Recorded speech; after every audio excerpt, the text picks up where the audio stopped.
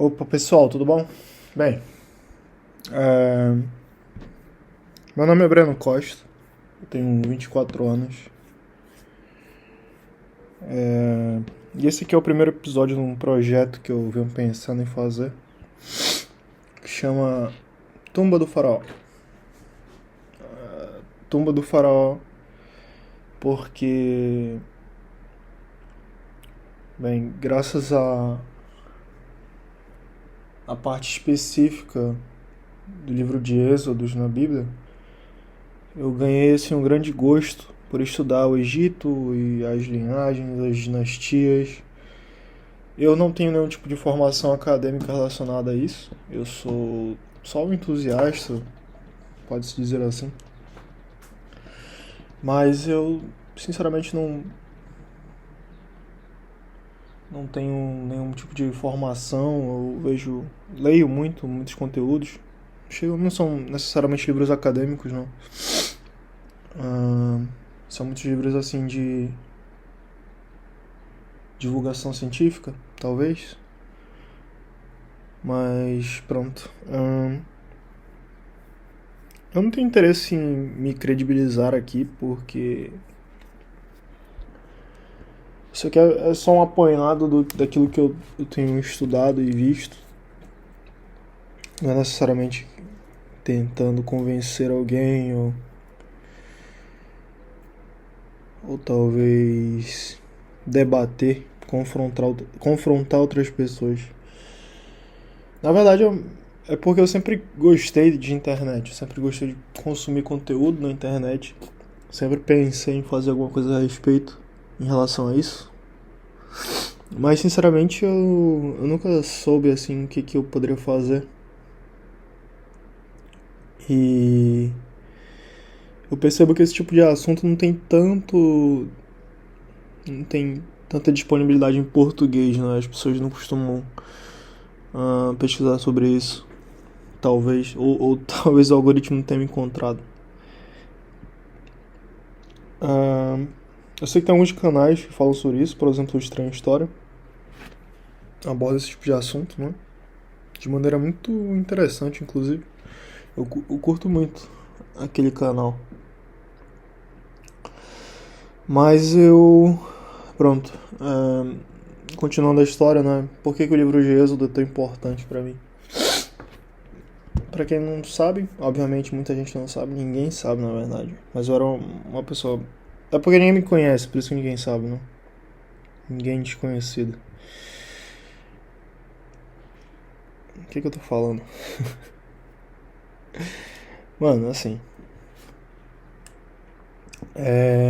O livro de Êxodo ele é importante pra mim, ganhou uma importância porque eu era um cristão. Eu cresci numa família cristã, meu avô é pastor, eu tenho um tio também, assim, de primeiro grau, será que a gente fala assim? É irmão do meu pai. Ele também é pastor, minha família é toda envolvida na igreja. Então desde criança eu cresci nesse ambiente. A minha mãe, ela é membro fundadora da igreja que ela frequenta hoje, há mais de, acho que 25 anos talvez. Não, de certeza tem mais de 25 anos. Então, eu sempre cresci nesse ambiente, né? O Brasil, em si, ele é um país extremamente cristão. A gente tem aí mais de 70% da população autoproclamando ser cristã, né? Então, a gente já cresce nesse ambiente. E eu cresci no meio evangélico, mais precisamente nos batistas tradicionais, né? Que é uma denominação protestante que vem dos Estados Unidos. Ou melhor, vem na Inglaterra, né? E depois vai para os Estados Unidos e vem para o Brasil através das missões.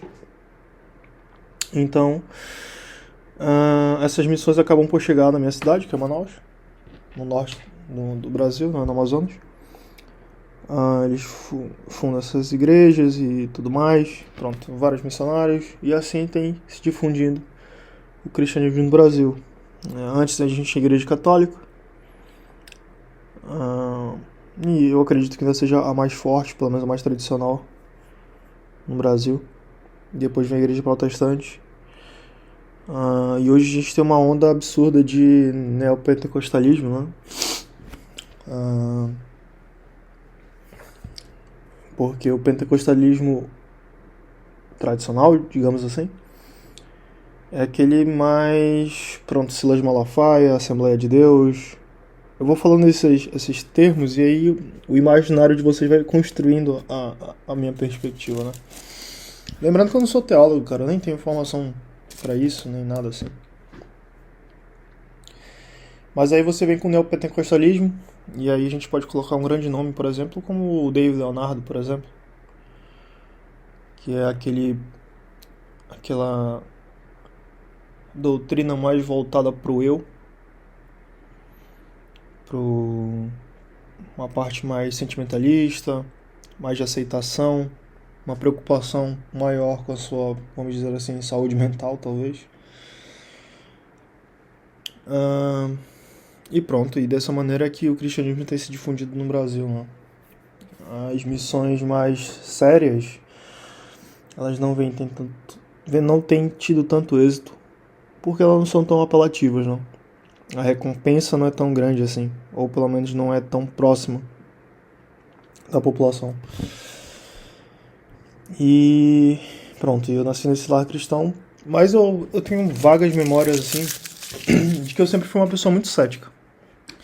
Eu lembro que quando eu tinha uns 7, 8 anos, a gente ia pra igreja e pronto, não sei qual que é a tua denominação, tu que tá ouvindo isso, mas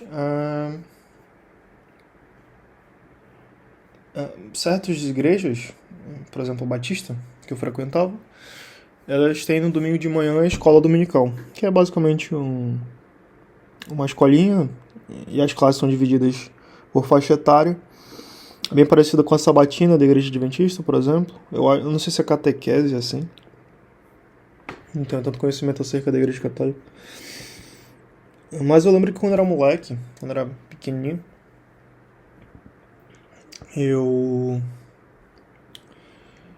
no momento das orações, eu ficava pensando, pô, com quem a gente tá falando, velho? Por que a gente tá falando sozinho? Por que todo mundo fecha o olho pra orar?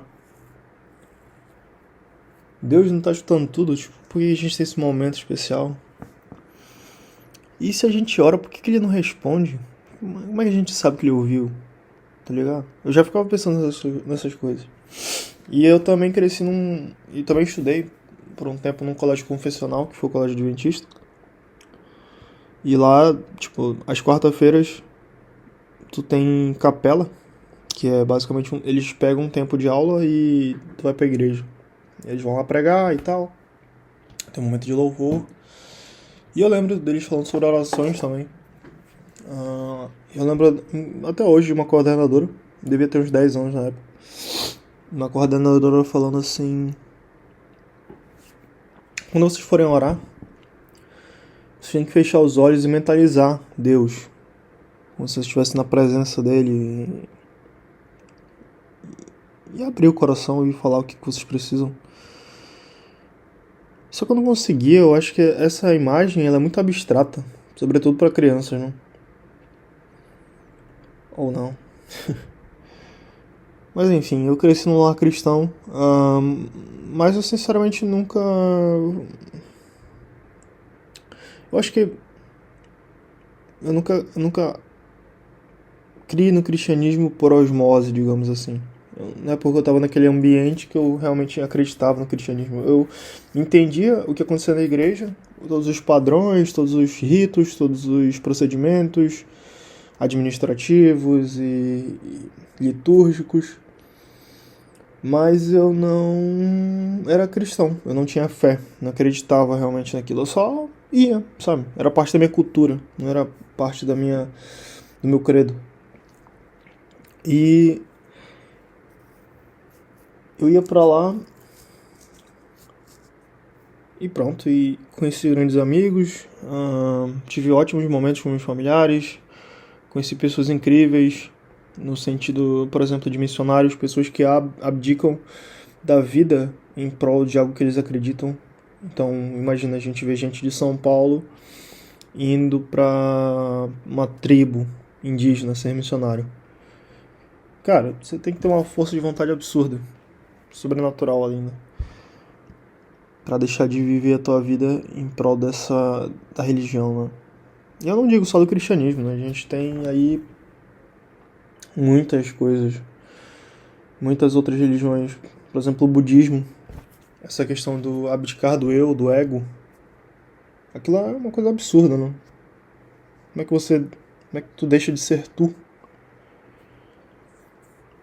e abdica das tuas vontades, dos teus desejos,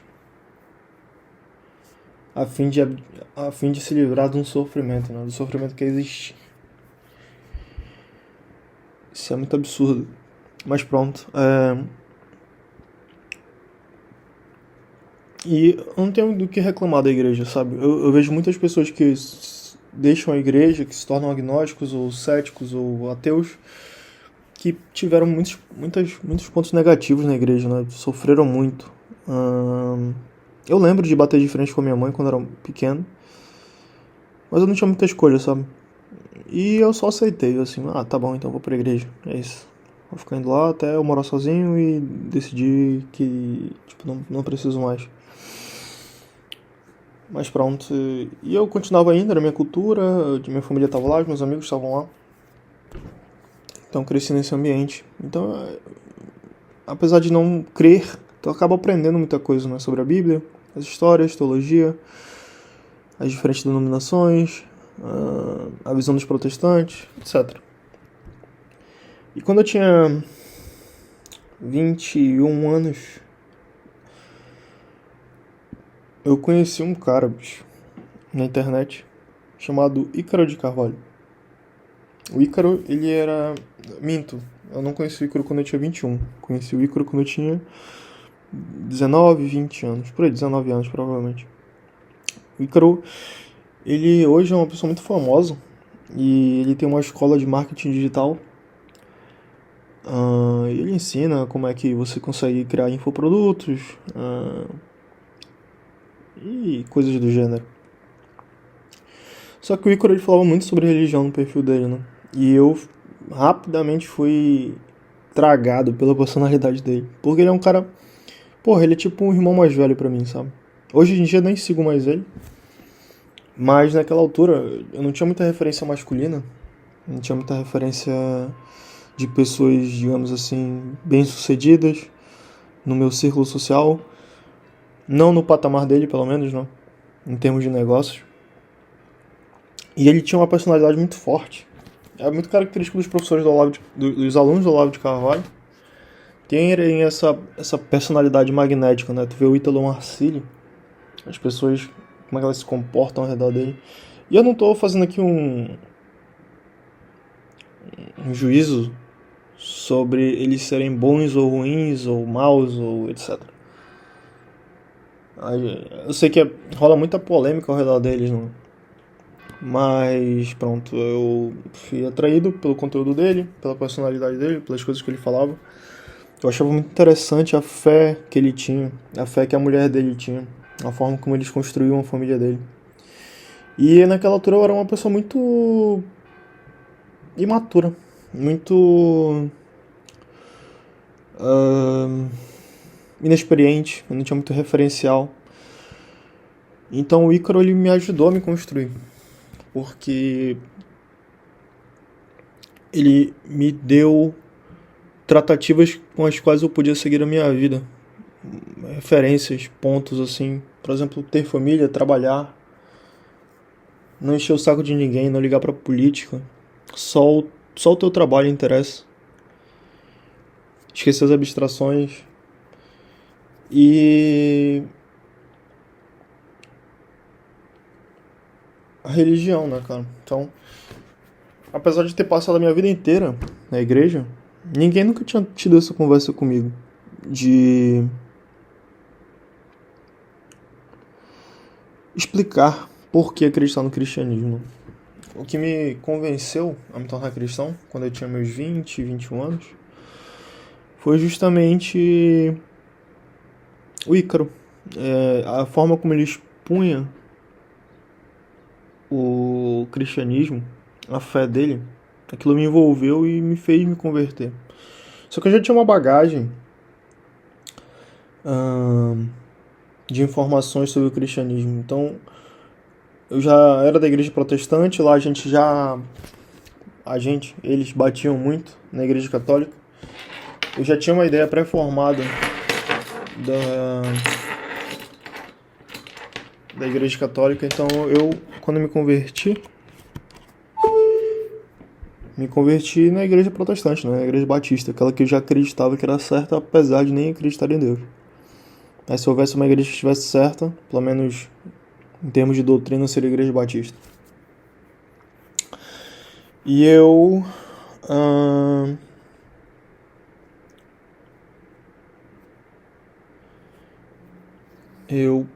fui atraído pela ideia de que... Fui atraído primordialmente pela ideia de que ninguém morre à toa. Então, eu ficava pensando, cara, tudo bem, o cristianismo pode ser uma mentira, mas por que os discípulos morreriam de uma forma tão cruel? Os apóstolos, né? Morreriam de uma forma tão cruel por uma mentira? Tipo, não faz sentido nenhum, sabe?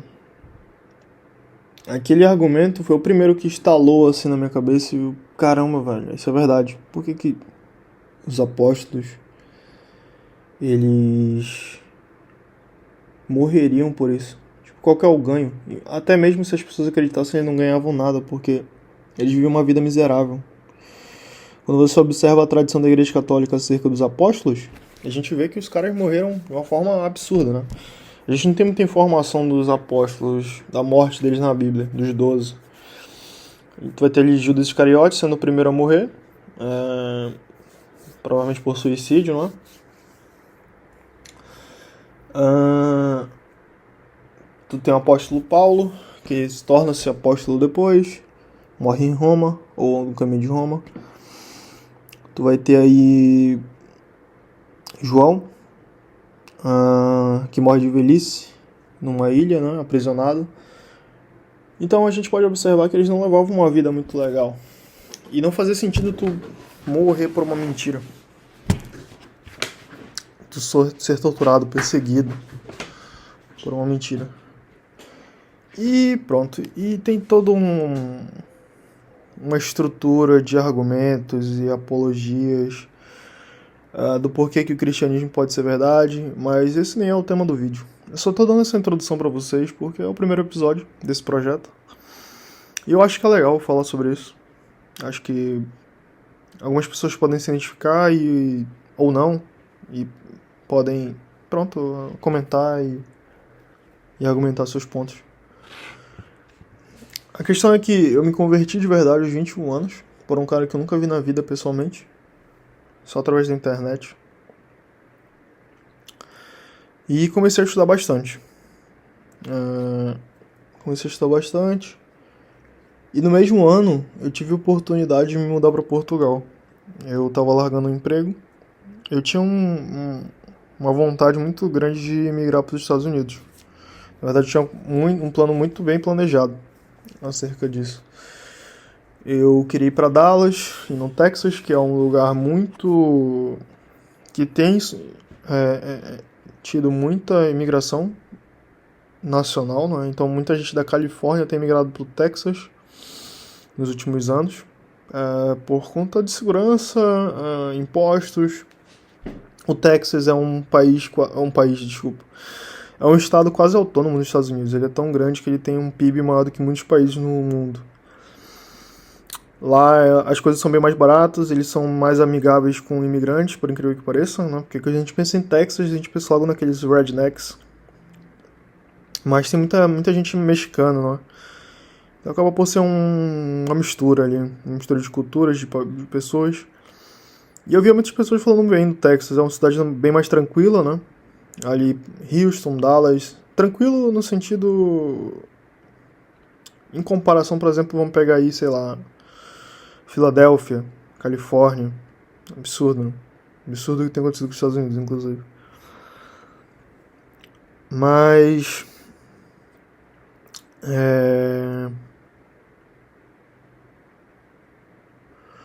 Pronto, eu pensava muito em ir pra lá. Tinha muitas coisas planejadas, então... Eu tinha um carrinho na época. um Renault Sandero 2011. E a minha intenção era vender aquele carro. Na época aconteceu uma alta na tabela FIP, então tipo carros antigos estavam valendo bem mais e valia muito a pena vender o carro. E eu tava querendo vender o carro. Pra quem não sabe, tabela FIP é uma tabela dos preços de carros usados no Brasil. Tipo, esses preços são tabelados, pra tu ter uma noção, sabe? Enfim.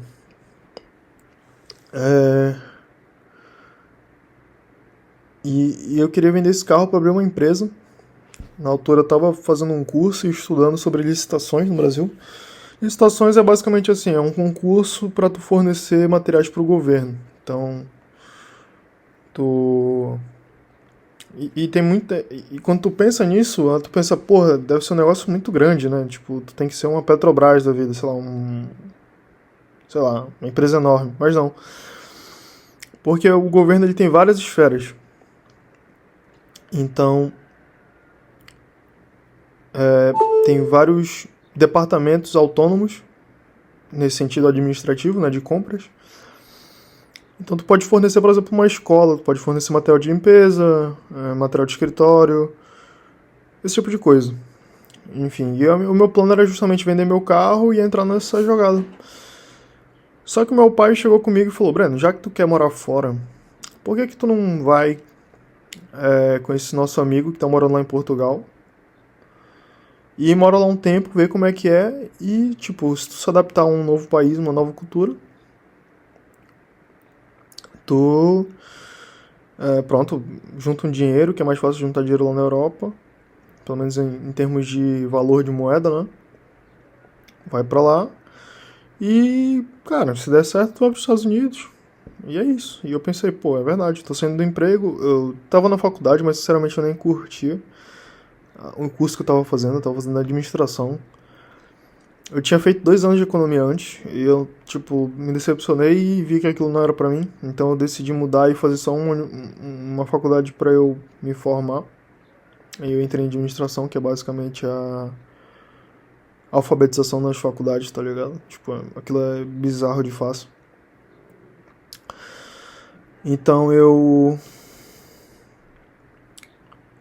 não tava curtindo muito meu curso, eu tava saindo desse trabalho que eu tava, que era assistente administrativo numa farmácia. E eu tinha esse plano de morar fora porque o Brasil era uma bagunça. E aí, pô, verdade, então a gente vai alinhar aqui. E eu conversei com esse rapaz que mora aqui em Portugal já, que é um amigo de longa data. Inclusive a gente se trata como primo. E vim pra cá.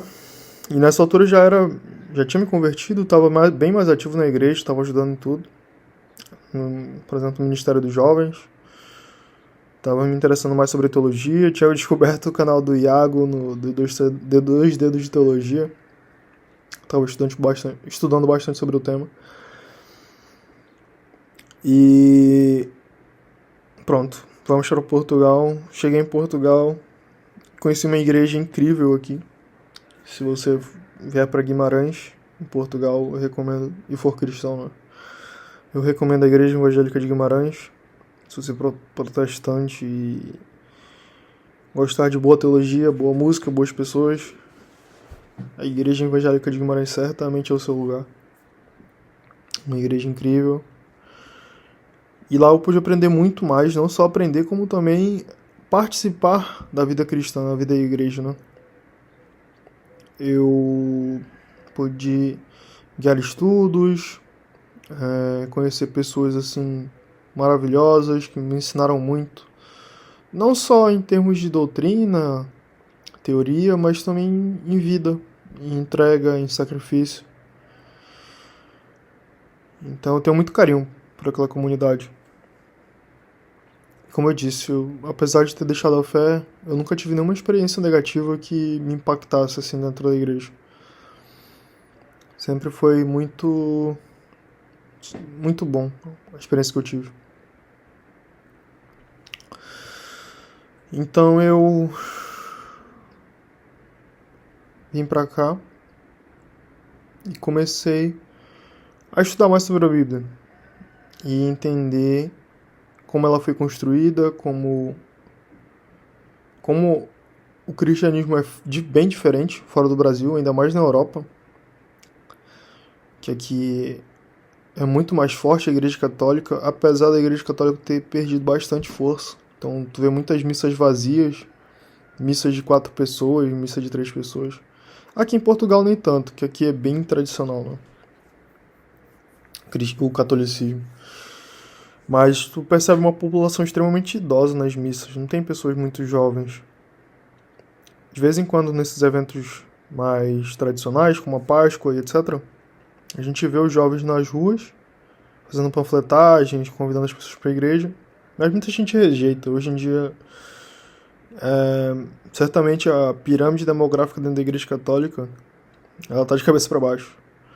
É muita gente idosa e pouca gente nova.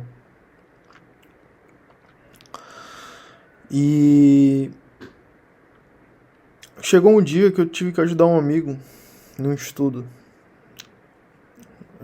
Ele estava se interessando mais sobre o cristianismo. E eu estava ajudando ele, né? Nesse processo de fé. No mesmo processo que eu me encontrei uma vez, um pouco perdido, não entendia muito bem. Conhecia muita coisa da Bíblia, mas não entendia exatamente o que era a Bíblia. E por acaso na igreja lá, a gente estava tendo um estudo sobre um panorama bíblico, né? Então você pegava a Bíblia do início ao fim, fazia um estudo, traçava uma linha e demonstrava como é que a gente pode enxergar a Bíblia. Entender como é que ela foi construída, a história que ela conta, né? Uma história através de várias histórias que se conectam e demonstram Cristo. E eu estava ajudando ele, a gente começou um estudo no livro de João, que para novos convertidos, ou pessoas que querem se aproximar mais do cristianismo, é um livro mais indicado, porque é um livro, assim, uma linguagem mais fácil, você não precisa ter um background de Velho Testamento, como o livro de Mateus, porque, imagina, o livro de Mateus ele é um livro escrito basicamente para judeus, demonstrando para os judeus por que Cristo era o Messias. Mas o novo convertido muitas vezes não vai nem saber por que Cristo, por que a profecia existe sequer. O livro de João ele é um livro que traz uma visão mais abstrata sobre Cristo, uma visão mais quase que filosófica, digamos assim. Só ler aquele primeiro capítulo de João, que por acaso era a minha passagem preferida da Bíblia. Ainda é, vamos dizer assim. Que é a forma como o autor demonstra que Cristo é Deus, né? E apesar do livro de João também ser dividido em períodos que compreendem as festas judaicas, você não precisa necessariamente saber disso para entender o livro, para demonstrar Cristo. Mas pronto, estava ajudando esse colega e faltava muito para mim entender sobre a parte pós-Davi da Bíblia, né? E depois de Davi você vai ter Salomão, vai ter os filhos de Salomão, vai ter as guerras em Israel, vai ter a divisão dos reinos entre norte e sul, que seria Israel e Judá. Aí tu vai ter a ida para Babilônia, né? Depois o retorno. E essa parte, né? Bíblia protestante é mais nebulosa, né? Mas pronto, tu vai ter aí o Isaías, os outros profetas, e aí uma parte que não está na Bíblia, na história de Israel, mas está na Igreja Católica, que é o livro dos Macabeus, que vai contar esse período intertestamentário, não é? Que para os protestantes ele historicamente é extremamente acurado, mas teologicamente não. É justamente por isso que os livros dos Macabeus não estão na Bíblia protestante, né? No entanto, estão na Bíblia católica. E inclusive reforçam alguns credos católicos.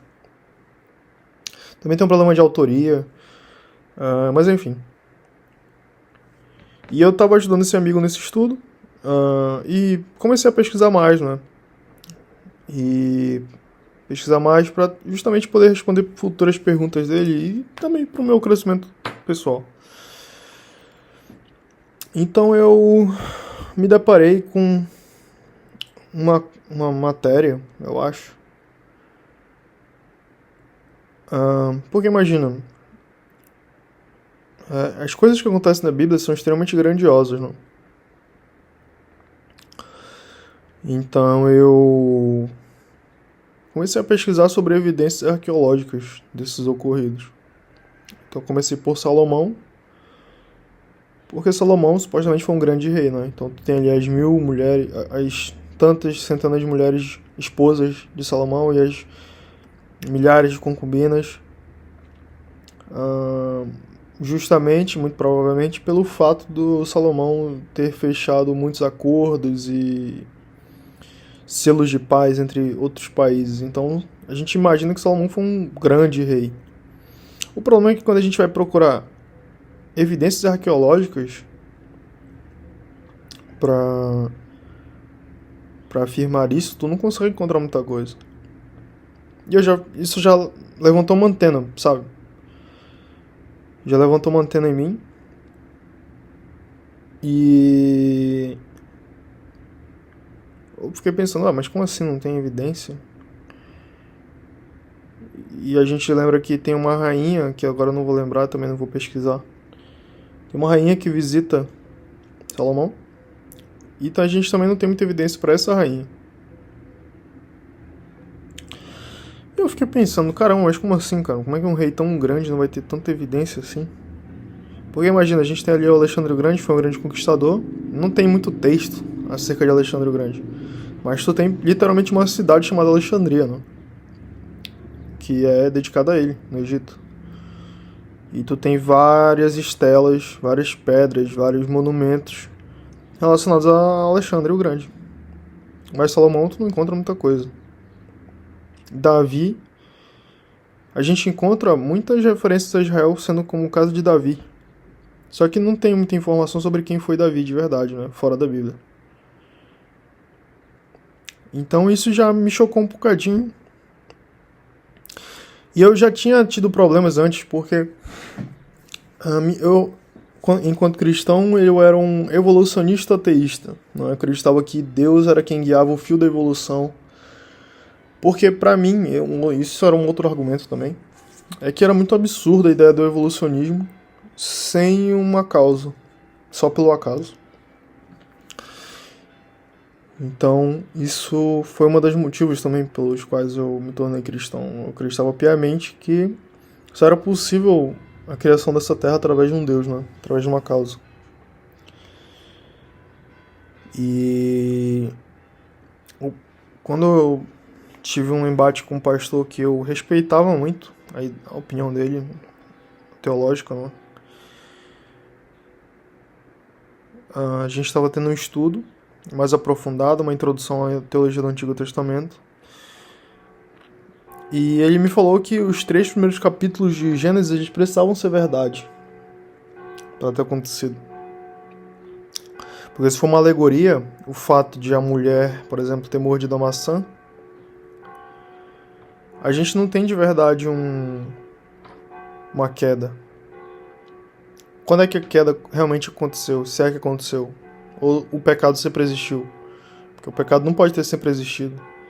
Ele entrou no mundo. Enfim. Mas pronto, e essas questões teológicas eu deixava debaixo do tapete. Porque, cara, isso não afeta em nada a minha fé em Cristo. Não afeta em nada a minha salvação.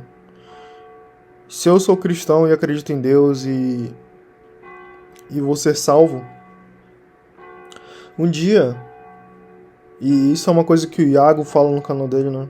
Todas essas dúvidas que a gente deseja que sejam resolvidas, a gente vai ter a oportunidade de perguntar no céu, ou no paraíso, né?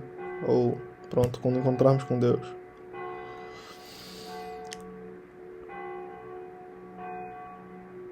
Mas a própria presença do Deus vai ser tão absurda que todas as dúvidas vão simplesmente sumir. Você não precisa ter mais dúvida, porque tá ali já, Deus tá ali, tá com ele. Então, deixa de ter um pouquinho de sentido essas dúvidas, não?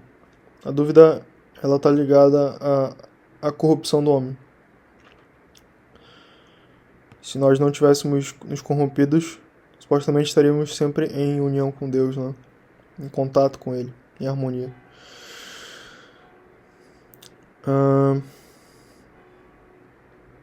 E eu já tava tendo esses problemas teológicos. E essa questão, mas uma coisa é uma questão teológica, outra coisa é uma questão arqueológica. Por quê? Porque através da arqueologia a gente pode determinar um fato, por exemplo, ou entender um fato. E para mim foi um absurdo não haver essas evidências.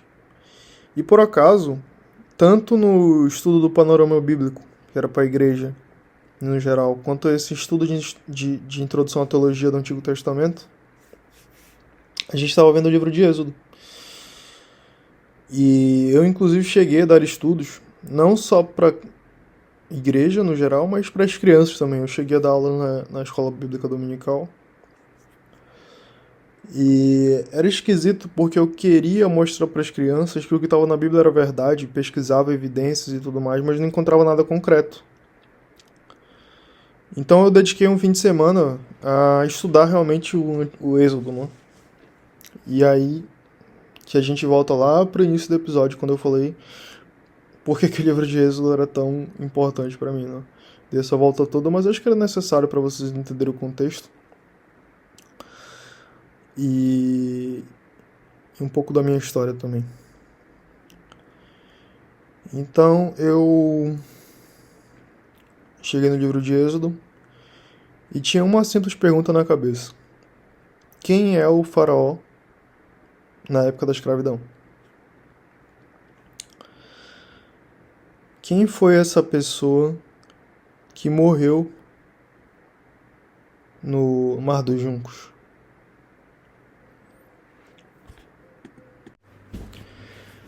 Porque a gente está falando aqui de um evento absurdo, né? E quando você para estudar sobre esse evento,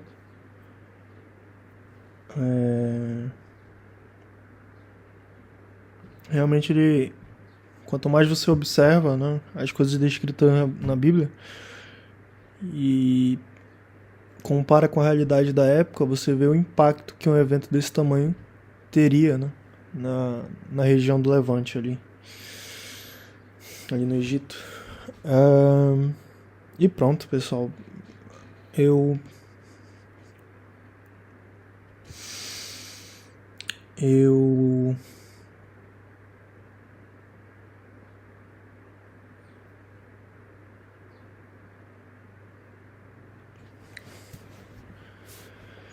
comecei a estudar, né? E reparei que não existia bases arqueológicas para você afirmar que na verdade o êxodo tinha acontecido de verdade, né? E que na verdade a história da formação de Israel é bem diferente do que a gente aprende na igreja. É porque a gente também não costuma estudar sobre isso na escola, né? Formação de Israel. Você pode até aprender sobre o Império Egípcio, porque foi um dos grandes impérios da humanidade, né? No entanto, a gente não aprende sobre a história de formação de Israel. Pelo menos eu não aprendi. Olha que eu até estudei em escolas confessionais, né? E pra mim isso foi um choque, sabe? Isso alterou toda a forma como eu via a Bíblia. E também nessa altura eu descobri um livro que chama A Bíblia Desenterrada, de um professor, se eu não me engano ele é da Universidade de Jerusalém, que se chama Israel Finkelstein. O nome do livro é Bíblia Desenterrada. E ele explica bastante como foi esse processo de formação no Antigo Testamento. Inclusive uma recomendação de leitura a quem interessa. E ele, nesse livro, ele começa falando ali de Abraão e vai passando por esse período do Egito. E esse processo da construção de Israel, né? E ele demonstra como a Bíblia, o Antigo Testamento, foi, na verdade, uma amálgama de várias obras e culturas e histórias daquela região, a partir de um ponto de vista israelita, né? Mais especificamente, ponto de vista ali da tribo de Judá, do governo do reino de Judá, melhor dizendo, com o rei Josias, né? E cara, isso me abalou de uma forma absurda, sabe? Porque para muitas pessoas isso pode não significar nada. É só mais uma daquelas questões teológicas que eu falei, né? Como a do Gênesis. Mas para mim isso é totalmente diferente, cara. Uma coisa é você interpretar um texto de uma maneira. Porque imagina, se você lê um texto que pode ser uma alegoria e você consegue ter várias interpretações a partir desse texto, por conta da essência daquele texto,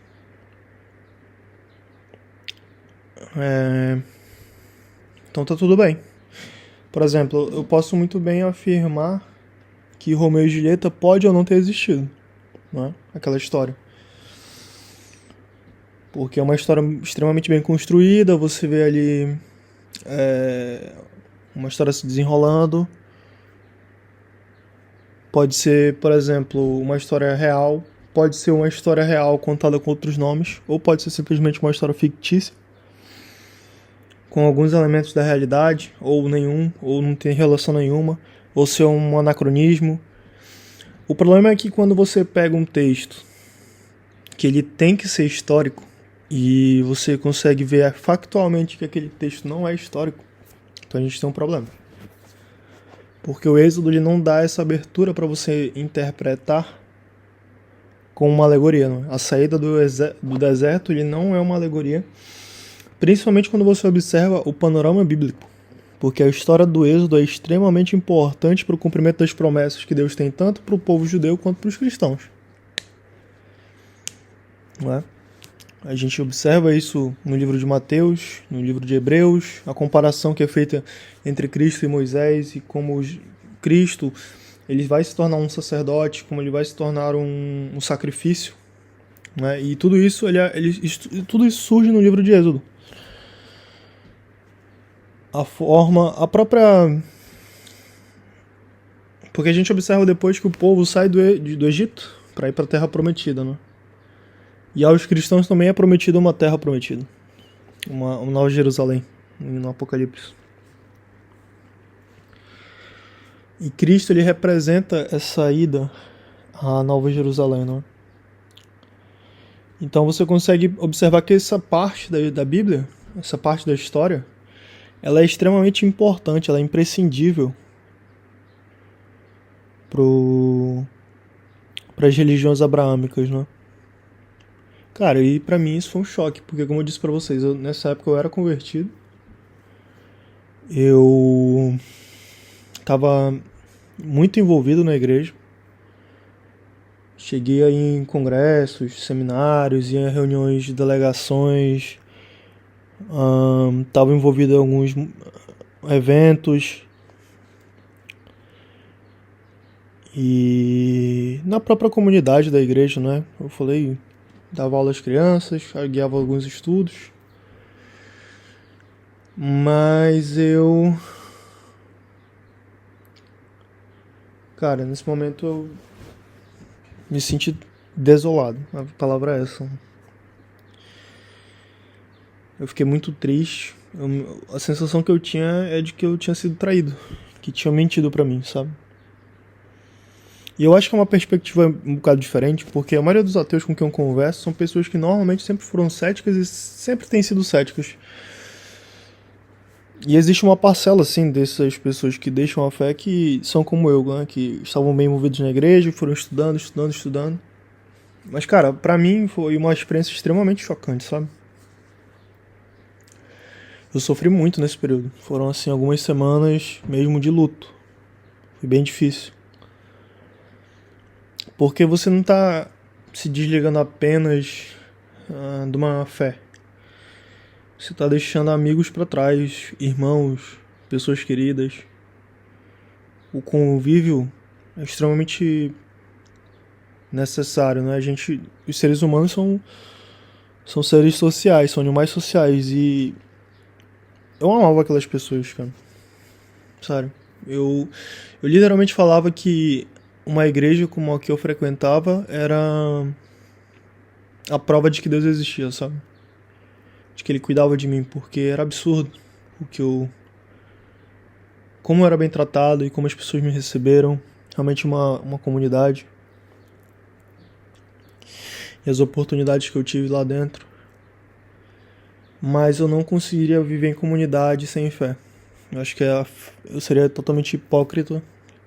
Seria uma pessoa falsa, estaria mentindo pra eles. E fora que aquilo não me fazia nenhum bem. Então, depois desse fim de semana, eu tive uma conversa com o meu pastor. Pedi pra ser afastado das minhas atividades, né, dentro da igreja. E... cara, continuei estudando. E cada vez mais eu senti a minha fé esvaindo e a minha tristeza aumentando. Porque quando você é cristão, o teu propósito de vida ele deixa de ser essa vida mundana. Tu começa a olhar pra eternidade, sabe? E as coisas que tu faz na Terra, elas deixam de ter tanta importância assim, no sentido secular. Então, por exemplo, eu não tinha um grande sonho de, sei lá, de ter uma profissão muito renomada, ou de, sei lá, bens materiais, ou viajar ao mundo. Não tinha grandes ambições assim, sabe? Eu tinha a ambição de servir a Deus, de dar um bom testemunho, de poder espalhar mais o evangelho. E isso foi tirado de mim, de certa forma, sabe?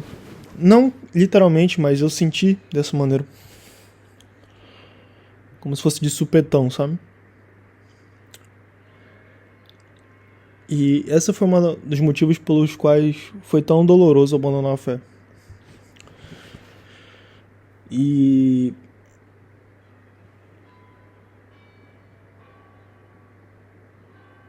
enfim, depois de algumas semanas eu me desliguei de totalmente tudo que envolvia a igreja. Conversei com os meus pais, foi uma conversa bem difícil que eu tive.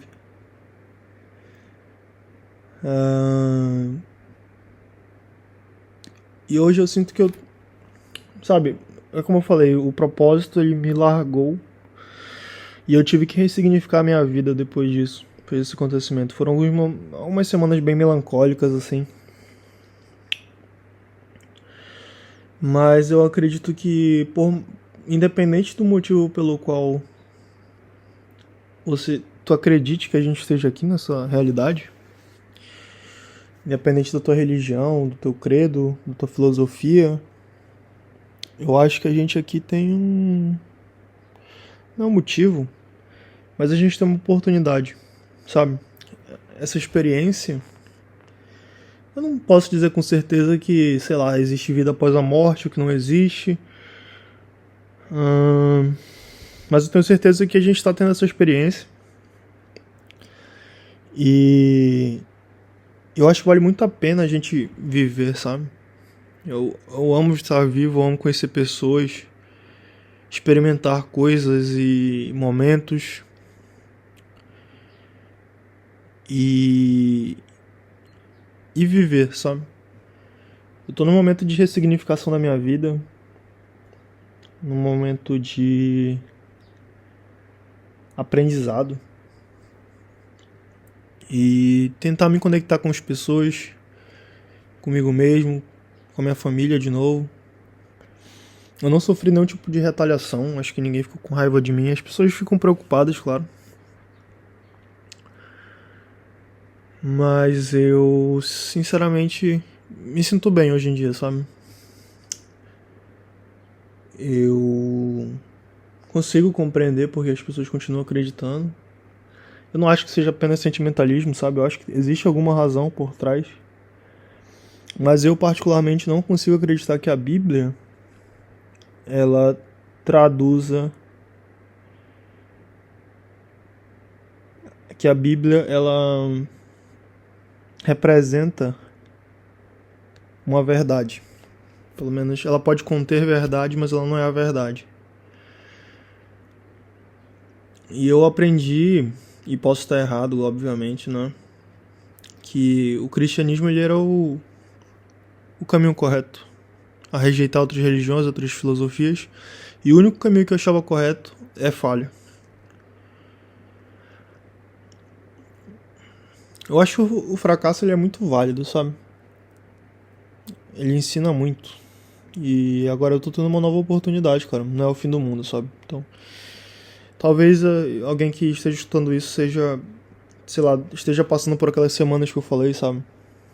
Procurando saber mais e encontrando verdades duras e verdades que vão trazer muitas consequências, sabe? Ruins. Às vezes, não aconteceu comigo, mas poderia acontecer, sei lá, de pessoas se voltarem contra mim, minha família, meus amigos. Mas não, pelo contrário. Eu recebi muito carinho até hoje. Recebo. E sou muito grato por isso.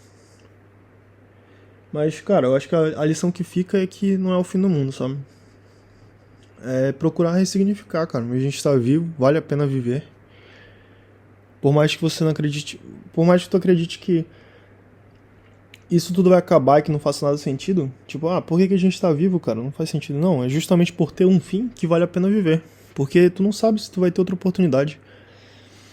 O Marco Aurélio fala que ninguém vive menos do que uma vida e nem mais do que uma vida, né? A gente tem essa vida, cara. E vale muito a pena viver. Então não é o fim do mundo, sabe? Esse aqui foi o primeiro episódio. Mais uma apresentação, assim, uma introduçãozinha. E isso aqui não vai ter nenhum tipo de programação, nenhum tipo de agenda. Eu só vou postar as coisas que eu tenho vontade de falar, coisas que eu tenho estudado e acho interessante, e vou postando ao longo do tempo. Então, se você curtiu, sei lá, nem sei onde eu vou postar isso, mas se inscreve, ou segue, ou curte, sei lá, enfim. Mas é isso. Até a próxima.